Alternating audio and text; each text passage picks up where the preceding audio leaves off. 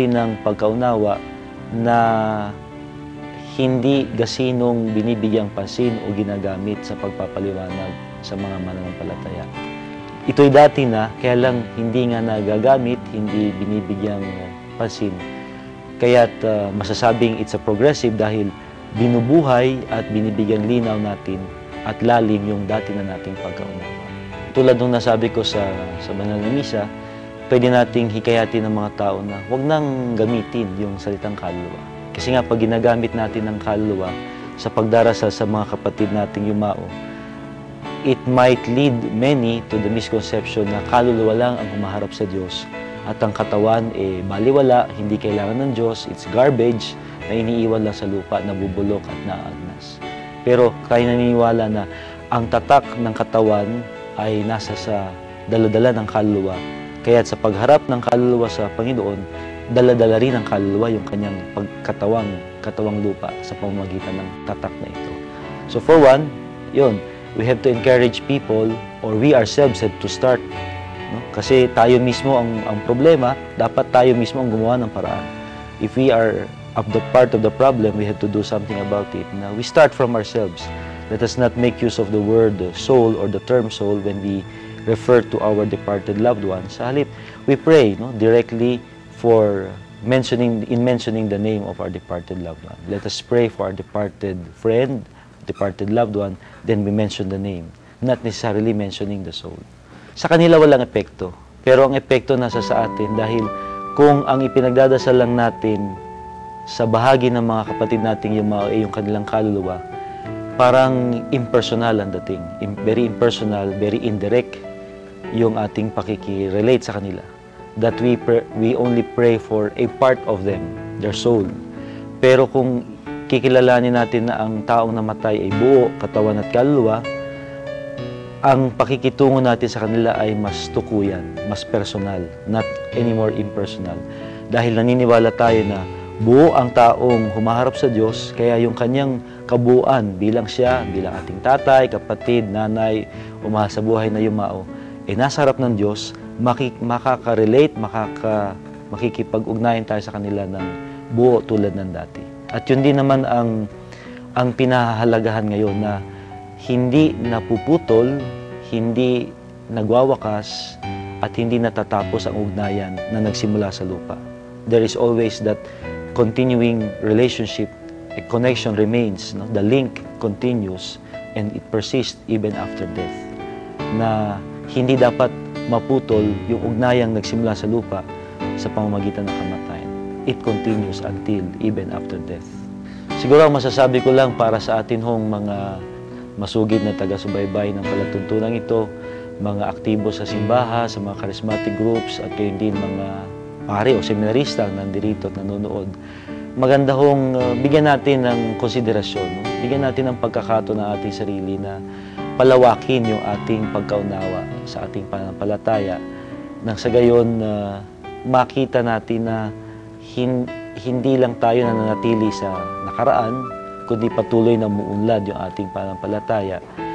Hindi lamang sa pag-unlad sa kaalaman, kundi lalong-lalo na sa karanasan. Dahil tulad nito, kung ating nauunawaan na ang taong yumao ay buo, katawan at kaluluwang humaharap sa Diyos, ito'y nagdadala sa atin sa bagong karanasan na makipag-ugnayan sa kanila sa kabila ng kamatayan at kilalanin silang nasa piling ng Diyos, hindi nalalayo at hindi hiwalay sa atin.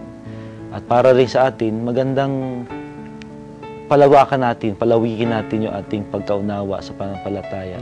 Nang sa gayon, hindi lang tayo basta-basta nananampalataya, kundi may lalim, may linaw, yung ating pagkaunawa sa ating pananampalataya. At sa tingin ko, ito ang pinakamagandang nangyayari sa ating pananampalataya ngayon. Tayo'y alam natin yung ating sinasampalatayanan, nauunawaan natin yung ating pananampalataya na nagdadala sa atin sa mas malalim na pakikipag-ugnayan sa Diyos. Ngayon po, meron na naman po kayong natutunang bagong katuruan para sa ating simbahan, sa ating pananampalataya. Mga kapatid, samahan niyo po kami upang makapagbigay ng impormasyon sa ating mga kapatid, lalo na po sa ating bayan. Kasi po isa po yan sa mga pinapalaganap ng Children of Light, mga iba't ibang kamalayan sa ating bayan at sa ating simbahan. At inaanyayahan ko po kayo mga kapatid sa aming gawain, sa gawain ng Children of Light, tuwing Biyernes po, 5:30 ng hapon hanggang 8:30 ng hapon ang General Prayer Meeting at may formation topics po doon.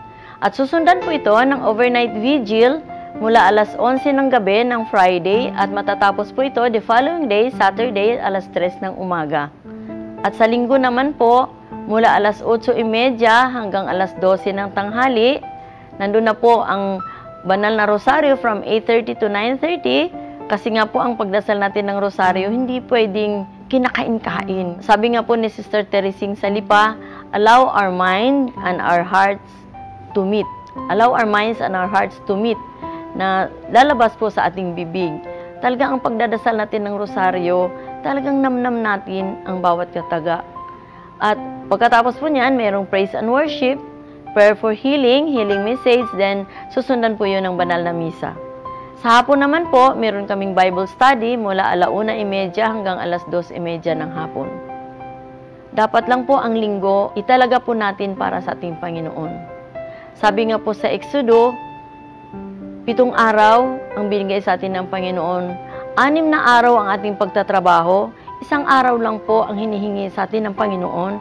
Dapat lang po ibigay natin sa Kanya. Meron po kasing karamihan sa atin, ang linggo, binibigyan lang natin si Lord ng 1 oras pagsisimba. Minsan, hindi pa natin tinatapos ang misa. Hindi pa natin binubuo ang misa. Kaya kapatid, bigyan natin ng 1 araw ang ating Panginoon. Lalo na po ang araw ng linggo. Pwede niyo po kaming tawagan sa 733-0961 or 733-0994 or 243-0181. Or bisitahin niyo po kami sa 851 Oroqueta Street, Santa Cruz, Manila. Gitna po kami ng Philippine Rabbit at saka Genesis Bus Station. At tangkilikin din po ninyo ang aming dyaryo, ang Pathfinder Magazine. Available po yan sa lahat ng national bookstores. At kung gusto niyo pong magsulat, pwede po kayong tumawag sa aming community. At yung aming mga original CDs, mga awit, pwede rin pong ninyong mabili po yan sa aming center.